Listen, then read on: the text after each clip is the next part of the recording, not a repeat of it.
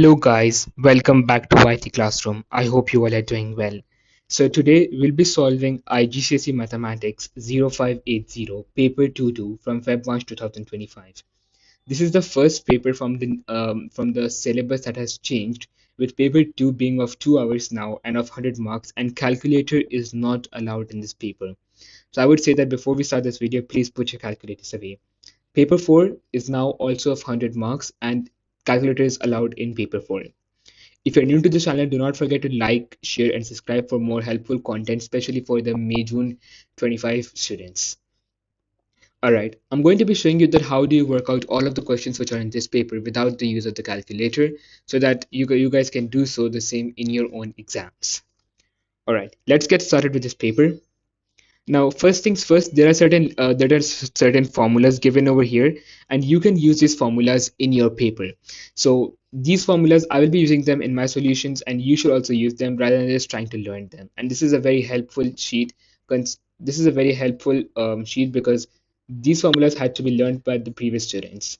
So please make vital use or important use of these formulas, including the cosine rule, the sine rule, quadratic formula, and the volume as surface areas and circumferences. All right, let's get started with this paper. Oranges cost 220 rupees per kilogram. Work out the cost of 9 kg of the oranges. So 1 kilo is 220. So in order to work out the cost of 9 kilos, we'll multiply 220 with 9. In order to work out that without the use of calculator, that is just basically 220 into 9. 9 into 0 is 0. 9 into 2 is 18. 9 into 2 is 18. 18 plus 1 is 19. 1980 rupees.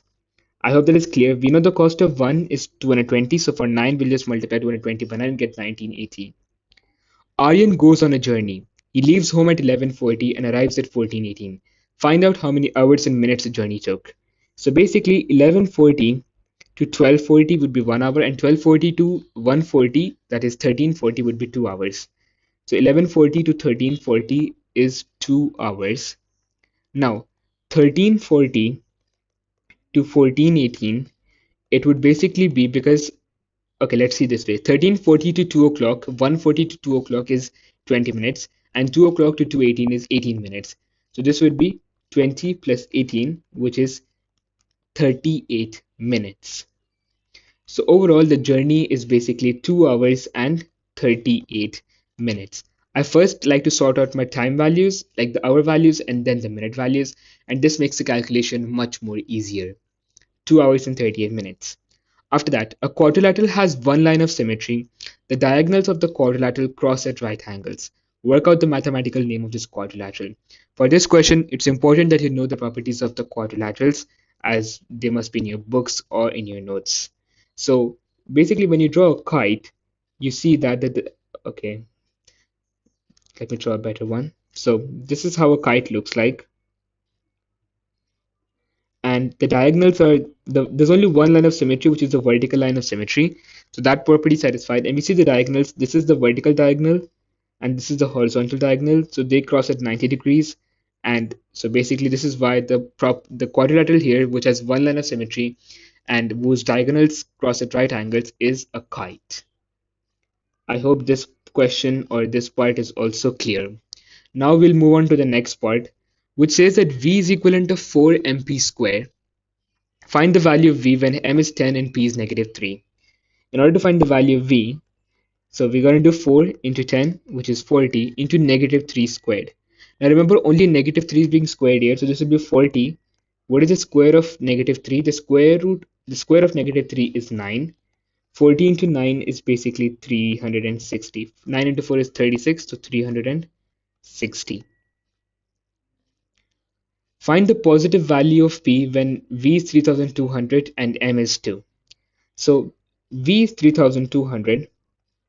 I know V is 4 times the value of M, which is 2, and the value of P squared. Alright, so P squared. We are supposed to find the value of P squared, which is positive. So 4 into 2 is 8, so I can say 3200 divided by 8 is equivalent of P squared. P squared, 3200, because 8 into 4 is 32. Then I'll add just 2 zeros. So P squared is 400. P could be 20 and negative 20, because even negative 20 into negative 20 will give me 400, and 20 to 20 will also give me 400. Since they're asking for the positive value of p, I'm going to write 20 here. I hope this question is clear. Now we have question number 5, which says that write these lengths in order of size starting with the smallest. Because they're all given in different units, we need to convert them into a same unit. And for that, I'm going to use meters. So this is given in meters, 0.03 meters, 2.9 centimeters. I would need to divide this by 100. So 2.9 over 100, that is going to give me 0.029. If you're unsure whether this is correct or no, just multiply this by 100, which is basically moving the decimal point 2 places to the right. So when you move it 2 places, it will be 2.9, and that's how we get the value of 0.029 meters. 32 millimeters. So 32 millimeters, you need to divide this by 1000 to get the value in meters, which would be 0.032. Again, you can multiply this by 1000 and you would get 32, which is the same correct value. And this is in kilometers, so you need to multiply this by 1000. I would move this 1, 2, and 3. So this would be 0.02 meters. So I've gotten all my values in meters now, which is 0.03, 0.03, 0.029, 0.032, and 0.02. Out of all these values, I can see that this value 0.02 is the smallest. So I'm going to write the corresponding value, which is, okay, sorry. The corresponding value is here, which is 0.00002 kilometers. All right, that is my first value. After that, if I see this is 0.029 is the next value, so 2.9 centimeters. After that, I have 0.03 meters, which is same as 0.03 meters here. And after that, I have 32 mm or 0.032 meters, so that's 32 mm. Let me again just clarify what I've done here. So I've converted all of these values into meters, which is this value, this value, this value, and this value. Then I order them. Ordering the smallest one is this one. So this is my first one, which is the smallest. After that, the next one is this one, which is first is 0.02, then 0.029, then this will be my third one, 0.03, and the fourth one is 0.032. Then I just correspondingly wrote the upper values into my correct bar. And this gives me 2 marks, so which is pretty good. Now we'll move on to the next question, which says that work out the area of the trapezium. The area of the trapezium is 1 by 2 a plus b times h. This is same as 1 by 2 into the value of a plus b, which are 9 and 15, which are the parallel sides. 9 plus 15 times the height. The vertical height is 8, so I'm going to put it as 8 here. So this will be half. What is 15 plus 9? 15 plus 9 is basically 24 into 8. Now, what is half of 24? It's 12. So 12 into 8. 12 into 8 is basically 96. Okay, try to simplify your calculation. Don't do 24 into 8. If you know that half into 24 is 12, then simply do 12 into 8, which is much more easier than doing 24 into 8. 96 centimeters square. Now, after that, it says work out the inequality for the x represented on the number line. You can see that they are given us this two. One is an empty hole and one is a dark or a filled hole. So that means the x value, it should be greater than or equal to -3. Not only greater than -3. This is called as a non-strict inequality where the hole is empty. On the other side, when the hole is filled, it's a strict inequality. So x is less than or equal to 4. Okay, because x value is supposed to be from here and it can be till here only. So the lowest value for x is -3. After that, we know that the x is greater than this. It should be greater than this, and it can be less than or equal to 4. I hope this question is also clear. Now we'll be moving on to question number 8. Okay, now question number 8 says that Priyanka plays a game in which she can win, lose, or draw. The table shows the probability of her winning, losing, or drawing a game. Complete the table. We know that all the probabilities, they should add up to 1. 1 minus 0.3 plus 0.25. What is that? Now to simplify this, basically imagine 0.3 as 0.30 and 0.25. What is 0.30 plus 0.25? That's going to be 0.55. Is same as 1 minus 0.55. When you do 1 minus 0.55, you'll obviously get 0.45. So the probability of a draw is basically 0.45.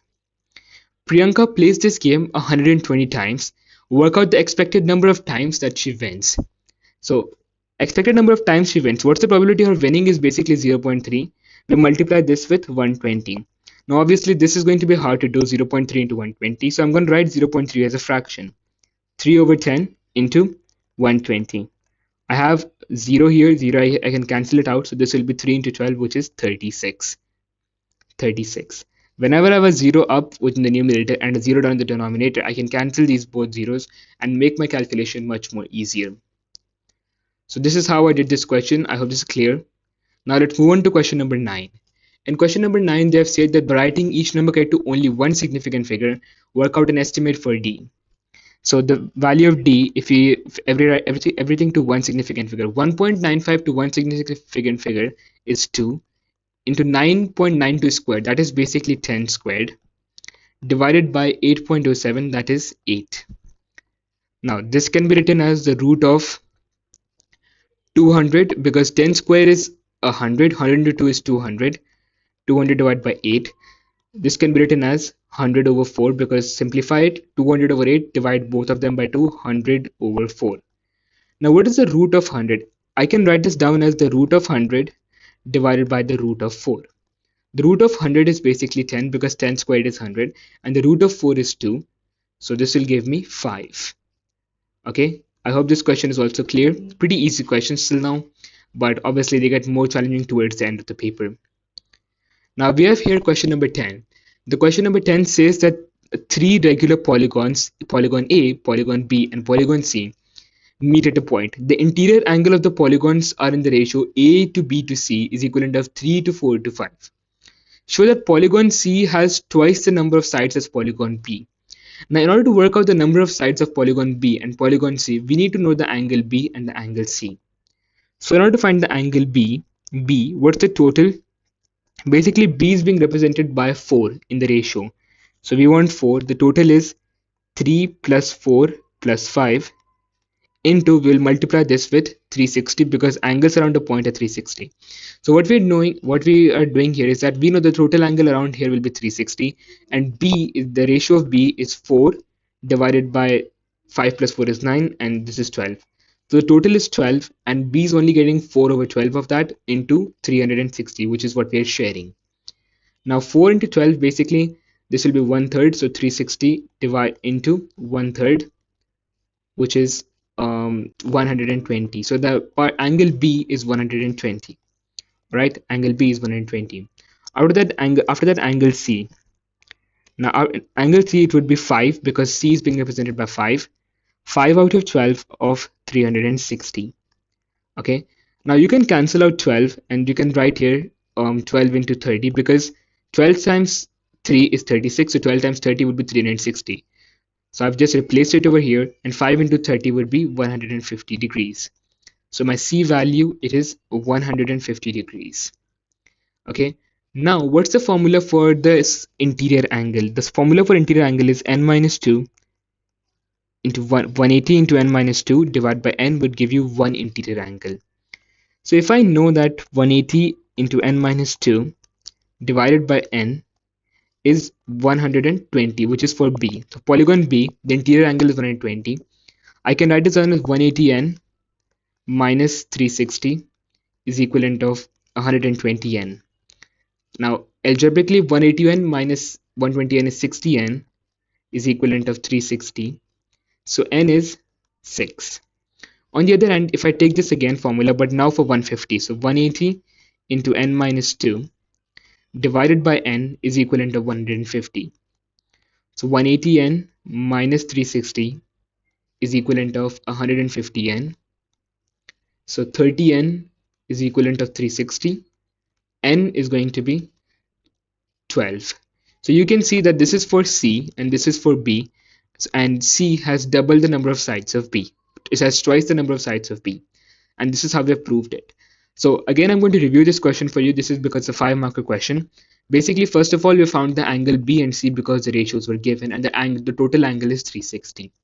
After that, I know the formula for its individual interior angle is 180 into n minus 2 because 180 n minus 2 give me the sum of the interior angles. So 180 n minus 2 or n would give me an individual interior angle. And I know the value of individual interior angle for B is 120, so the n is 6. And for C, it is 150, so n is 12. Hence, C has double the sides. So we're going to write hence C has twice the number of sides, twice the number of sides of B. I hope this question is clear. If you have any doubts, please post them down in the comments below. Alright, now we'll be moving on to the next question. Our next question, it says that a company sells either items on either on their website or in the shops. The composite bar chart shows the percentage of the sales in the website for and in shops for January, February, and March. So if you see the dark parts are the gray parts, they are the sales on the website, and the upper part, which is this part or maybe even this part, this is for the sale in the shops. What's the question? In April, 17 out of 20 of the company's sales were on the website. On the grid, draw the bar for April. Now, basically, if you see, all of the percentage of sales are given here. So we need to find the percentage of 17 over 20. 17 over 20 into 100. I can cancel this out. 20 times 1 is 20 and 20 times 5 is 100. 17 times 5, 18 times 5 is 90. So 17 times 5 is 85. So 85% of the company's sales were on website during the month of April.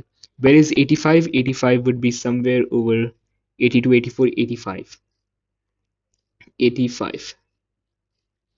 So this is where 85 is, and if I draw a bar which extends up to 85, it would look somewhat like this. Let me get my ruler. Let me get my ruler, and then yes. So 85 is somewhere here. 85 is somewhere here. So this is how it would look like. The bar. Okay, this is not straight. Let me put my ruler straight, and then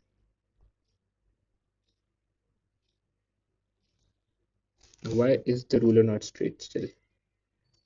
Okay, yeah, because this is kind of a scanned paper, so it might not work out perfectly. I'm just gonna draw it out with my hand. This is where it's going to go. It keeps going, it keeps going. Okay, this is how it's supposed to look like. Here, 85 would be here. Okay, let me just remove this ruler. 85.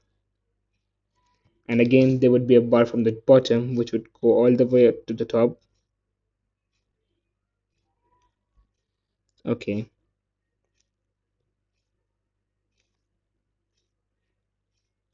Basically, you guys do get the idea. I have to show 85% on the April's bar. The width of the April bar is given, so I just take it up all the way to 85.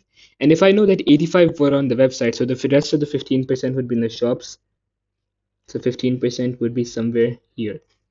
Now, one of the most important things is to show the distinction between the two. So for that, you would use a pencil to shade this part with gray color. Use your pencil, okay? And this is how it's going to look like. After that, it says in Feb, the company had sales of $3.5 million. Work out the value of sales in shops in Feb. So basically in Feb, we can see that 60, this is the month of Feb, and that in Feb, 60% of the sales were on the website. So 40%, this part is representing 40%, which should be in shops. So basically 40% of the sales were in shops, 40% of 3.5, because the answer is supposed to be in millions. Right? So this is same as doing, if I do 4 over 10, this is same as 4 over 10 into 3.5, which is same as, now what is 4 into 3.5? 3, 6, 9, 12, and if I add 0 0.5, 0 0.5, 0 0.5, 0 0.5 4 times, it would give me 14 over 10. You can simply do this 3.5 into 4. 4 into 5 is 20, 4 into 3 is 12, 14.0. This would be 14 over 10, which is 1.4. So I can say that my sales are 1.4 million. Let me just review this quickly. First of all, 17 over 20, calculate the percentage, and that many sales on the website, the rest of them in the shop. In February, you had in Feb, basically, the value of the sale in the shops was 40% because 60 and 100, so difference is 40. 40% of 3.5 is 4 over 10 into 3.5. 4 into 3.5 is 14, so 14 over 10, which is $1.4 million. After that, now this is the third part. It says that in May, the company had sales of 6 million. In June, the company had sales of $7.5 million. Find the percentage increase in the sales from May to June. So that would be 7.5, which was in June, minus 6 million, which was in May, over 6 million, which was again in May, into 100. So this is 1.6, 1.5 over 6 into 100. 1.5 over 6, if you see, basically 1.5 into 4 is 6. So this can be written as 1 over 4 into 100, which is 25%. I hope this is clear. The percentage increase formula is the final minus the initial over the initial into the 100. After that, in 2024, the company had total sales of $52 million. This was an increase of 30% of the total sales of 2023. Work out the total sales of 2023. So basically what are they saying is, if you calculate 130% of the sales of 2023, you would get $52 million, because again the answer is in millions. I can just write 52, because whenever you calculate a percentage above 100 and above 100, that means you're trying to include the original value plus the new value. So when they say that in 2024 the sale of 52 million, this means that in the previous year the sale was less than 52 million, and if you find 30% of that amount and add that to that sale amount, you would get 52 million. All right, so instead of that I can simply do 130% of the sales of X was 52. 130 over 100 would basically mean 1.3, because 13 over 10 is 1.3, into the value of X is 52. So X is going to be 52 divided by 1.3, which can be written as 520 over 13, which is 40. Okay, I hope this is clear. So basically, if it says that the increase, if we don't know the initial value but we know the final value, we can write it as the total, which is 100 plus 30. 130% of X is 52. So 1.3 of X is 52. How did I get 1.3? 130 divided by 100 is 1.3. X is 52 over 1.3, which I can multiply both the values to write 520 over 13 to get $40 million. I hope this question is clear. Again, if you have any doubts or if you want an alternative method, please do post the comment down below. I can verify it or I can maybe help you. After that, it says write as a single fraction in its simplest form. Now, basically, I know that 8, 4, and 12, they all are the factors of 24. So I can write this down as 24, 24, and 24. Put addition symbol here and put a subtraction symbol here. Now, what is 4? How do I get 24 from, what do I multiply with 4 to get 24? That's 6. So x also has to multiply with 6, so that's 6x. Okay, now 8 into 3 is 24, so 3x into 3 would be, 8 into 3 is 24, so 3x into 3 would be 9x. Alright, and 12 into 2 is 24, so it would be 2x plus 4, right? Because you're multiplying both of them by 2. So 6x plus 9x is 15x, 15x minus 2x is 13x, 13x plus 13x minus 4 over 24. And this is what the answer I'm going to get. I'm going to write this down because I cannot simplify this any further. It's with 13x. Okay, this is going to be 13x minus 4 over 24. Now let's move to question number 12, part B. Alright, now we'll continue with the part 12b. I had to just change something over here. There was a device issue. So now it says factorize. Factorize what? 3x into a plus 4y minus ay minus 4y squared. Now it's not a very hard question, but some people would just simply complicate it. If I can write this down as 3x into a plus 4y, let this be as it is. In the other part, I can see that negative is common and y is common. So how about to remove them? If I remove negative y, so this would be a, because negative y into a is negative y, and this would be 4 into the value of y. So this would be negative 4y squared. This is how I get it. Okay, so this is going to be 3x minus y into a plus 4y, because they both are the same, so I can simply do 3x minus y into a plus 4y.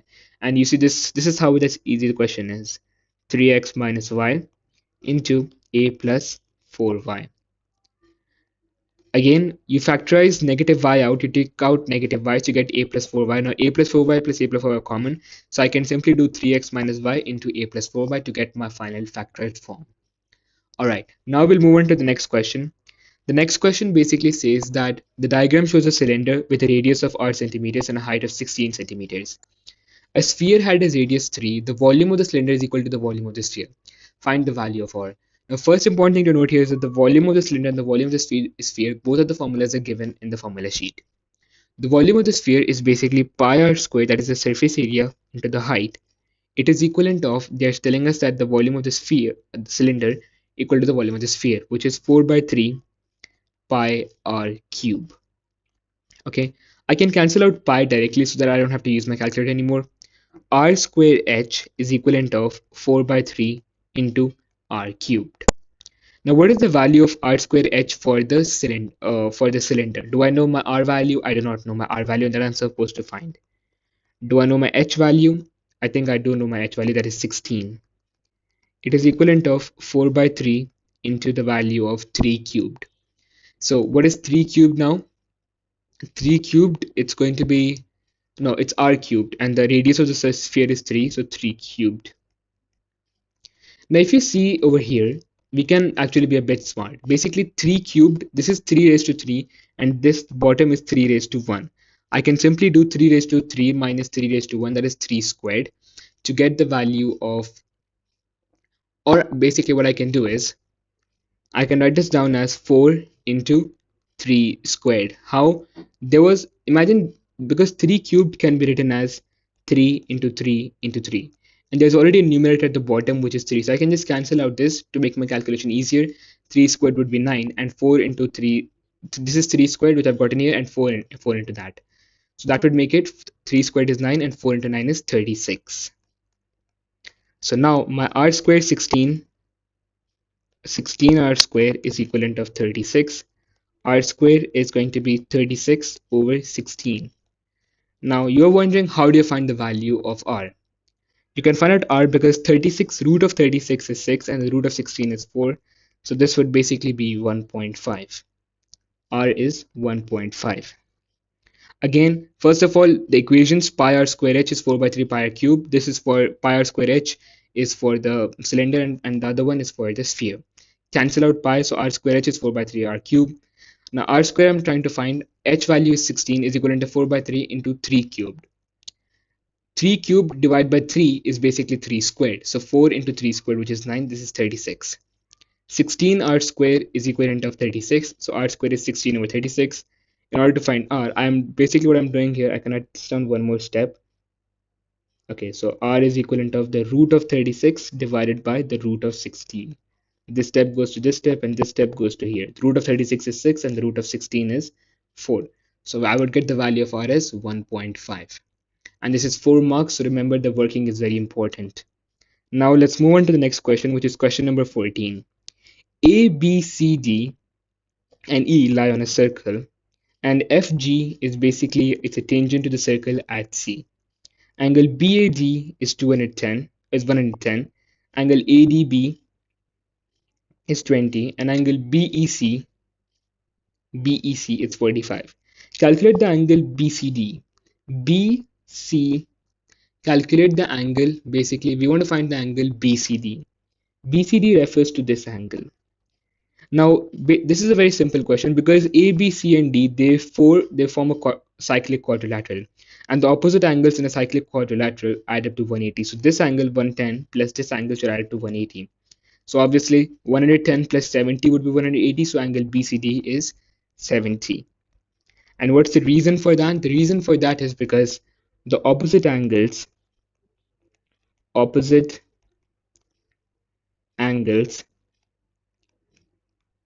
in a cyclic quadrilateral, opposite angles in a cyclic quadrilateral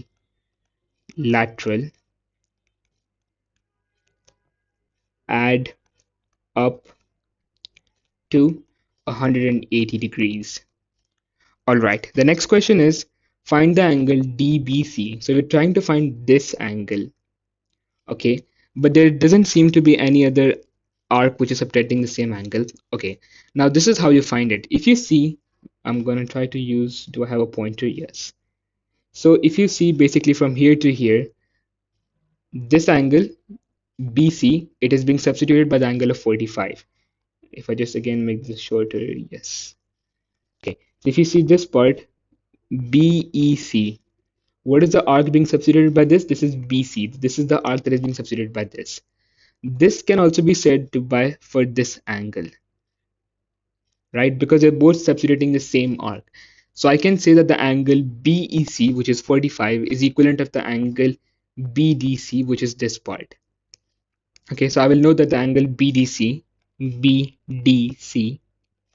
is 45 degrees.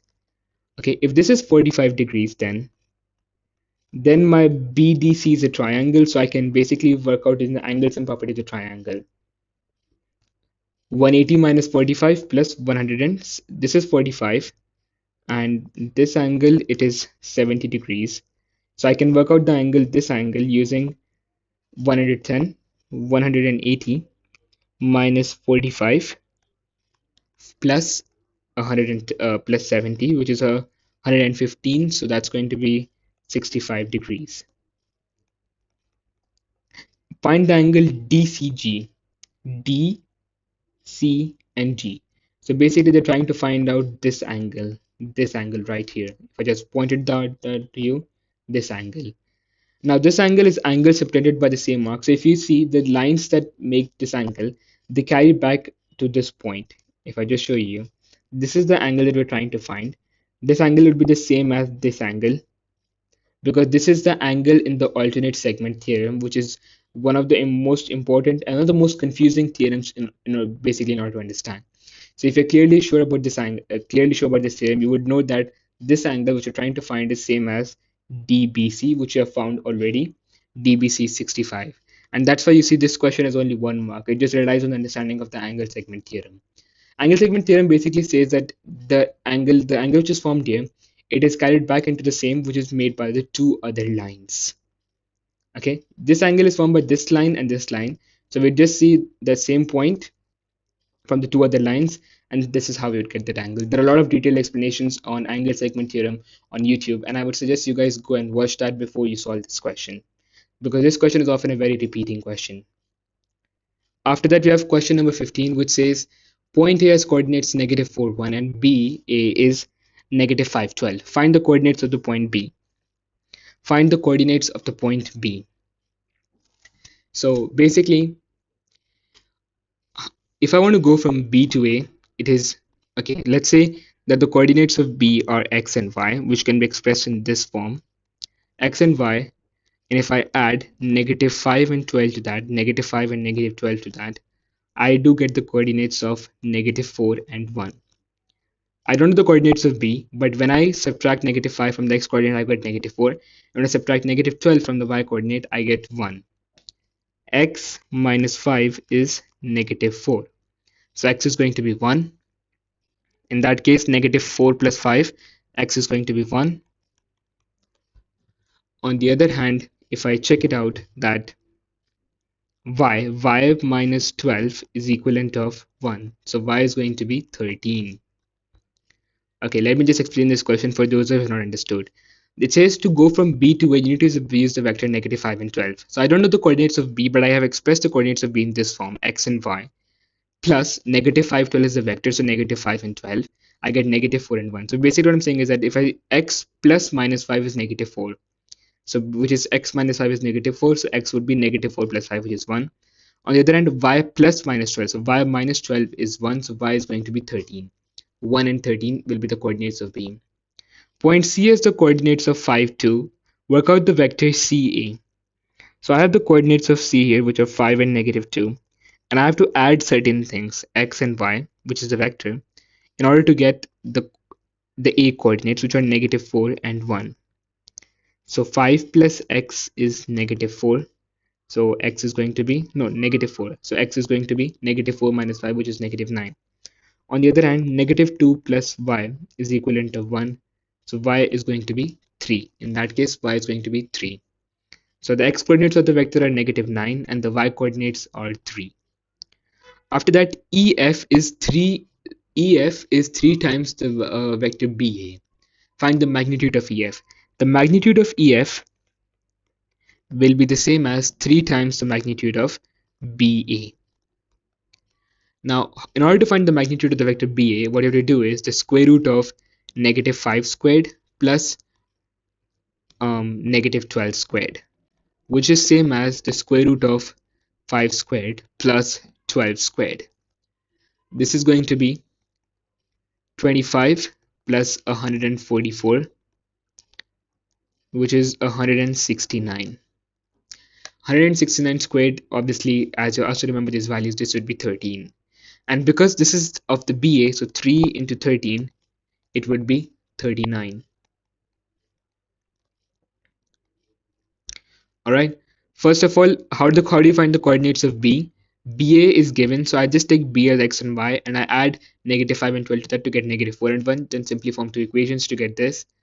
Point C and A. So I know what is C. I just add x and y to get negative 4 and 1, and then I simply write these down two equations and I combine them to get the value of C and A. And EF is 3BA, so the magnitude of EF will be 3 times the magnitude of BA. So magnitude of BA, I calculated it, and then I get the magnitude of EF, which is going to be 39. I hope this question is clear. Again, repeating, if you have any doubts, please do not hesitate to comment down below. The stem and the leaf diagram shows the mass of 13 packets. Work out the interquartile range. For interquartile range, I need to find Q1, and Q1 is basically 1/4 of 13, which is says 3.25. 1/4 of 13 is basically 3.25. 13 divided by 4, you can use mental math or you can do it by yourself. It's going to be 3.25. Again, no calculators. 3.25, which means the fourth value. You always round it up. Fourth value would be your Q1. So Q1, it will be 1, 2, 3, fourth value, which is 40, not 0, 40. On the other hand, 3/4 of 13 is, it is basically 9.75, which means the 10th value.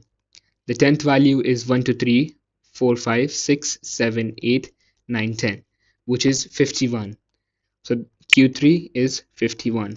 In order to find the IQR, it is 51 minus 40, which is going to be 11. I hope this question is clear.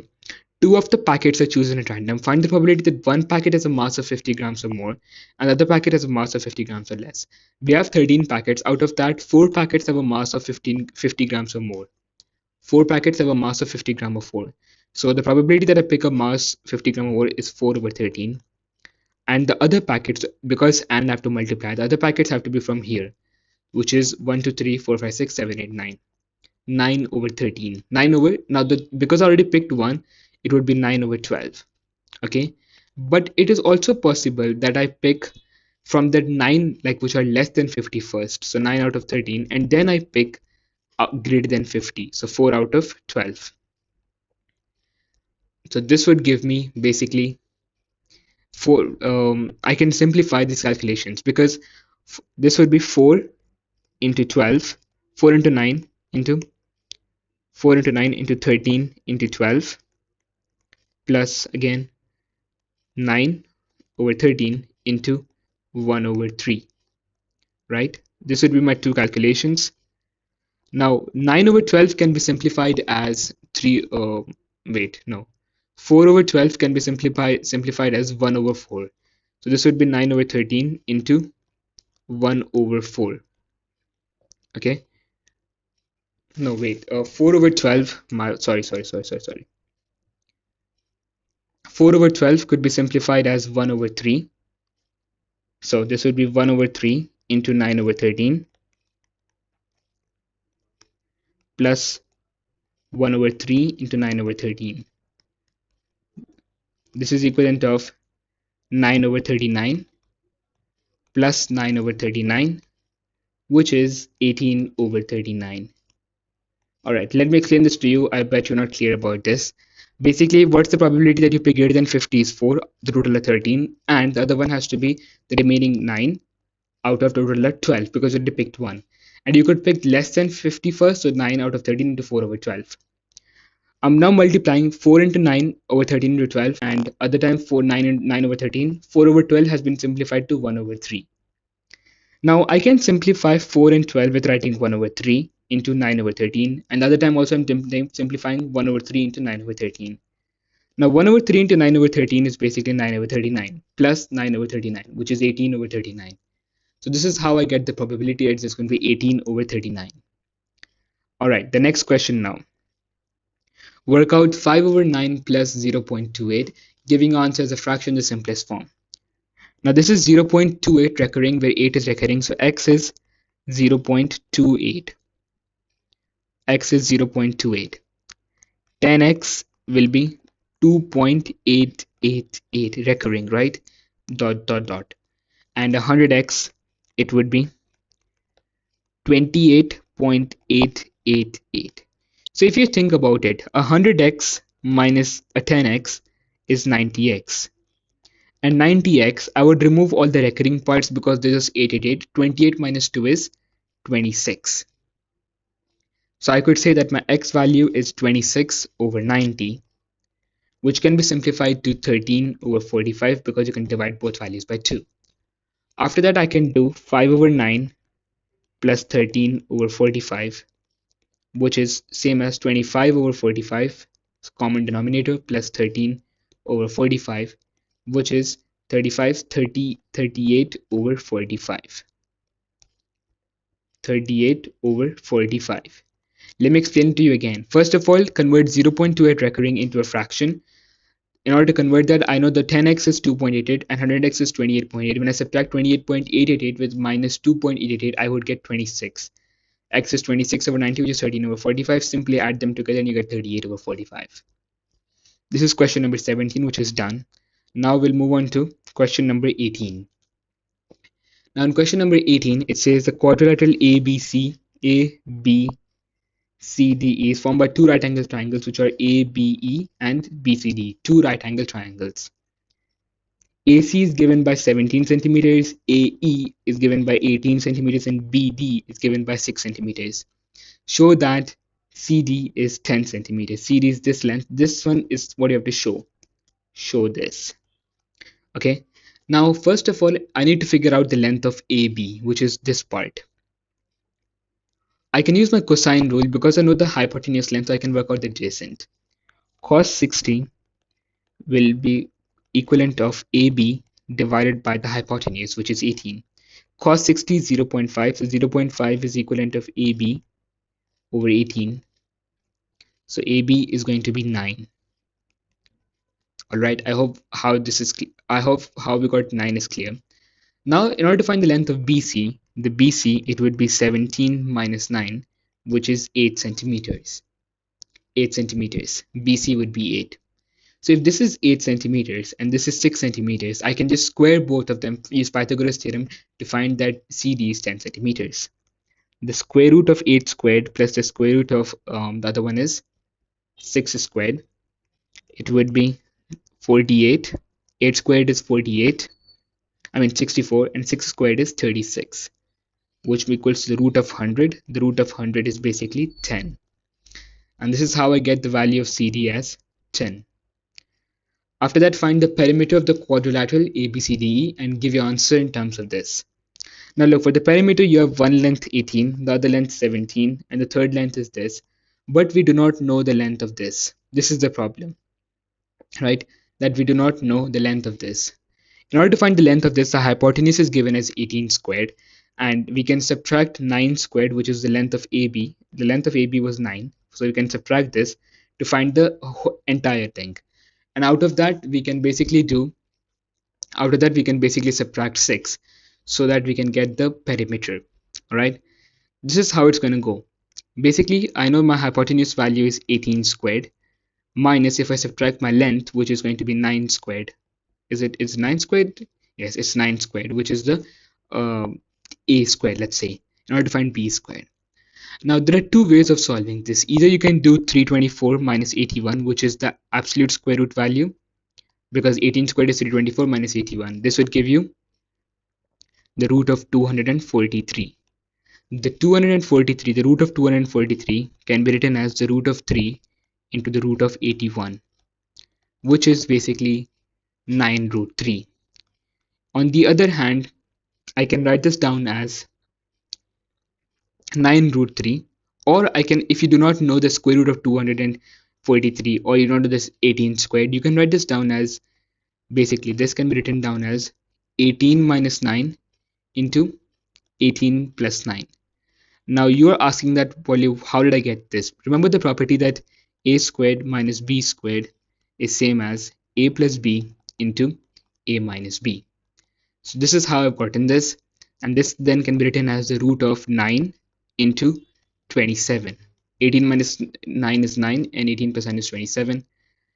And then I know the probability that the root of AB is same as the root of A into the root of B into the root of B. So I can write this down as the root of 9 into 27, or basically 9 into 27 as the root of 9 into the root of 9 into the root of 3. Now, how did I get two nines and like an additional 3? Because 27 can be written as 9 into 3. So I've split all of them. This would give me 3 into root 3, which is 9 root 3. Now, this is only one part, and I've shown two workings for that. This is basically to find the length of this entire thing, which is BE. BE is 9 root 3. So the other part, which is basically ED, it's going to be 9 root 3 minus 6. The final question is the perimeter. The perimeter will be 18 plus 17 plus 10 plus 9 root 3 minus 6. Unfortunately, you cannot use the calculator. 18 plus 17, that's going to be 35, 28, 35, 45, 45 minus 6 is 39, 39 plus 9 root 3, which is the same format they've asked us, 39 plus 9 root 3. Let me just check is 20, 35, 45, 45, 39 plus 9 root 3. If you want me to review this question, show that CD is 10. First of all, I'm going to erase all of this over here so that I can make it clear to you what I've done. In order to find CD, I have found out the value of AB, which is this length, and then I can find out the length of BC, and then I can simply use Pythagoras because this is known and this is known, so I can find the length of CD. For perimeter, I know the length this 18, I know 17, and I know this length, so I just have to find the length of ED, and I can simply do that because 18 squared minus the length of AB squared square rooted will give me ED, right? Square root of that length will basically give me ED. Okay, so after that I can write this down as after that I can basically write this down. After that I'm going to add 18 and 17. I'm going to add 18 and I'm going to add 17. I'm going to add the length of CD along with the length of ED so that I can find the total perimeter, which I've done over here. And I've also to subtract the entire length of EB minus 6 to get the length of ED, and then I can get the total perimeter. You guys have to do these questions by yourself in order to be able to clearly understand them. After that, question number 19, the Venn diagram shade the region A union B union C naught. A union B union C basically means this entire circle region not. So I have to share outside this region. A very simple question.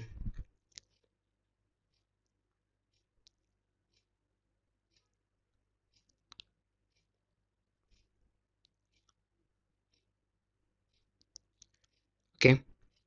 Now question number 20 says simplify this, root of 300 plus root of 48.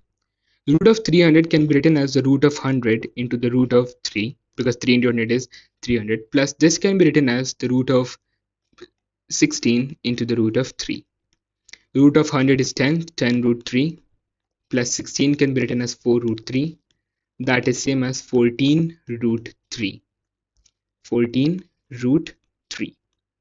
I hope that part is clear. After that it says rationalize the denominator and simplify. Now what does rationalize the denominator basically mean? That removing that surd from the denominator. For that you multiply this with 9 over 2 minus root 7. Not 9, sorry. You multiply both of them with 2 minus root 7. 2. Okay, I have to erase this. 2 minus root 7 and 2 minus root 7. This is how you would rationalize the denominator. So this would be same as 18 minus 9 root 7. 2 into 2 is 4.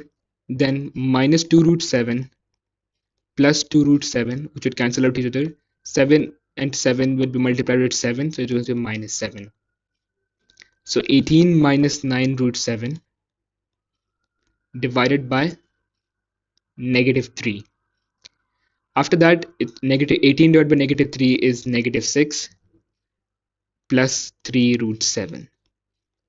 3 root 7. So this would be negative 6 plus the value of 3 root 7. I have multiplied the fraction with the inverse, which is 2 minus root 7 of both into numerator and denominator. 9 into 2 is 18. 18 minus 9 root 7. And the other one, it would be negative 3. So it would be negative 6 plus 3 root 7, which is same as negative 6 plus 3 root 7. I hope this question is clear. After that, we'll move on to question number 21, which says that write down the coordinates of the point where the graph of y is equivalent to 5x minus 3 crosses the y-axis. At crossing of y-axis, your x value is basically 0. So y is equivalent to 5 times 0 minus 3. It will be negative 3. Y is negative 3. So x value is 0 and y value is negative 3. A is this and B is this. Find the equation of the perpendicular bisector. For the perpendicular bisector, you have to find the midpoint. The midpoint, it would be 1 plus 5 divided by 2, 7 plus 15 divided by 2. 1 plus 5 is 6, 6 divided by 2 is basically 3, and 7 plus 15 is 22, 22 divided by 2 is 11. Because the perpendicular bisector basically means if A is here, B is here, so the perpendicular bisector passes to the midpoint and it's perpendicular to them. Okay, now what's the gradient of the line AB? The gradient, it would be y2 minus y1, which is 15 minus 7 over 5 minus 1. What is the gradient? It's going to be 8 over 4, which is 2. Now the gradient of perpendicular bisector,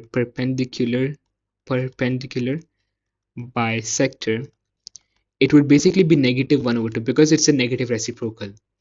And I know that the gradient basically now 11, which is the y coordinate, is equal to negative 1 over 2 the x coordinate 3 plus c. I'm just trying to substitute to get the value of c. So 11 is equivalent of negative 1.5 plus c. 12.5 is equivalent of c.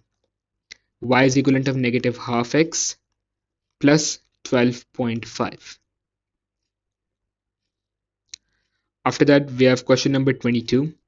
It says that a curve has the equation this. Find the coordinate of other stationary point. One stationary point is given and find the coordinate of the stationary point. We basically know that what's the dy over dx, which is the derivative of this. It's going to equal to 3x squared plus 2x because we have a 3x cubed, so we might bring the 3 down. 3x and the power will be 2. 2 into x is 2x minus 1 because it's simply a x. Now I need to factorize this because I do not have the calculator to simply solve it. So I need to be able to factorize this. In order to factorize this, I need to find two numbers whose sum is 2 because this part is 2. On the other hand, the product should be negative 3 because 3 into 1 is negative 3. So these two numbers are going to be 3 and negative 1.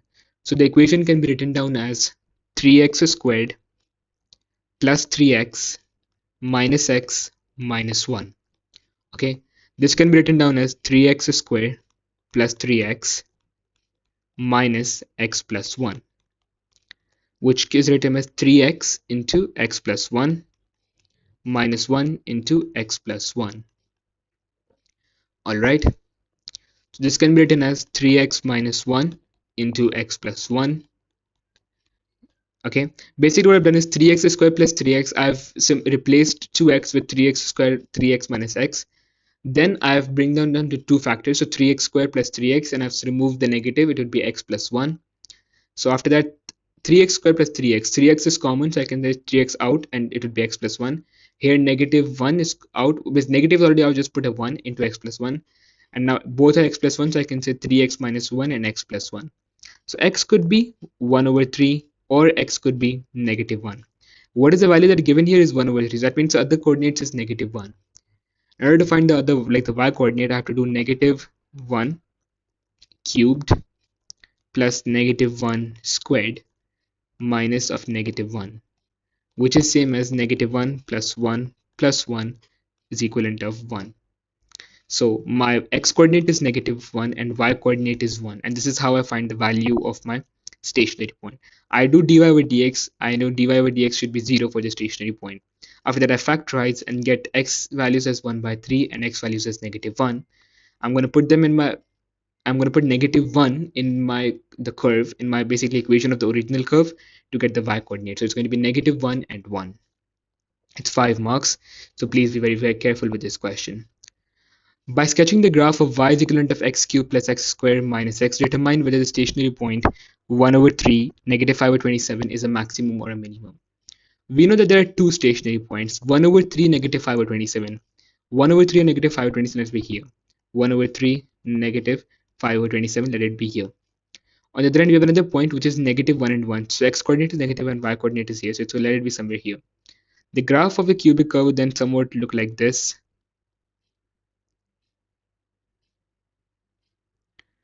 Because we know that all of the terms involve x. So when x is 0, the y will also be 0. So it passes through the origin. So therefore, this point is basically, it is a minimum. Then it says that the equation x cubed plus x squared minus x is equivalent of k has fewer than 3 solutions. Find the possible values for k. Now on this graph, as you can see, any value between these two lines, if I'm drawing this line and if I'm drawing this line, any two values of k between, like the y values between these two lines, they will have three values of x. One on this curve, one on the other curve, and one on the other curve. So the k values, they can either be greater than this or greater than this part, which is above this, or below this. For above this point is basically -1, 1. So k can either be greater than 1, k can either be greater than 1, or k can be less than -5 over 27. K can either be greater than 1 or k can be less than -5 over 27. K greater than 1, k less than -5 divided by 27. Again, I hope you figured out how did you figure out the minimum point. What I'm trying to say here is that on the graph, if you see any value between these two lines, it would have three solutions. Less than three solutions above this or below this. So above this, the y value has to be greater than 1, and below this, the y value has to be less than -1 over 27. And you don't need to show this line, so please erase them once you've drawn them. I'll try my best not to erase the graph as well. Okay, I think yeah, I have erased it, I have erased it, I have erased it. Alright, the last part is here, which says simplify this. Now, whenever you have this fraction and is being raised to power, both of the terms can be individually raised to the powers. So x squared raised to 3 over 2, 4 raised to 3 over 2. Now this is basically when you multiply 2 into 3 over 2, which is simply saying that 2 into 1.5, that is 3, x cubed, divided by the root of 4 whole cubed. Because 4 raised to 1 over 2, because what I'm trying to say is that this can be written as 4 raised to 1 over 2 into 3, because 3 into 1 over 2, and 4 raised to 1 over 2 is basically the root of 4, which is cubed. So this can be written as x cubed divided by 2 cubed, which is x cubed over 8. X cubed over 8. What did we do? We raised both of the terms individually to the power of 3 by 2, 3 by 2. 2 into 3 by 2 is 3, and 4 raised to half is basically, I splitted this 4 raised to 3 by 2 into 4 raised to half raised to 3. So it will be root of 4 raised to 3. So x raised to 3 divided by 2 cubed, which is x cubed over 8. And this is how I got this part. After that, the next part is 16 raised to x into 1 half over raised to x is 4x plus 3. Now as you can see on the other side we have 4. So I want to bring both of these terms in the powers of 4. 16 can be written as 4 squared raised to x into half can be written as 4 into -1 over 2 raised to x is equivalent of 4 times x plus 3. Whenever you're multiplying the numbers with the same basis, you can always add the powers up. 4 into 2x into 4 raised to negative half x is 4 into x plus 3. So basically, when you add them up, 2x plus negative half of x, it is equivalent of x plus 3. 1.5x minus x is equivalent of 3. 0.5x is 3. So x should be equivalent of 6. Okay, so basically first of all you bring them down to all of them to the powers of 4, and then when you know that you multiply, you add the powers, so you will simply get the value of x as 6. Again, a very easy question, not that difficult, and overall this paper is very easy, although there is no calculator allowed. If you have any doubts or any questions that you need help in, please do post on the comments in the comments, and I'll try to help you at my best at the earliest. Stay tuned for more upcoming videos of the 2025 papers if I get some of them, and other helpful videos for all of your other exams. Till then, take care. Bye bye.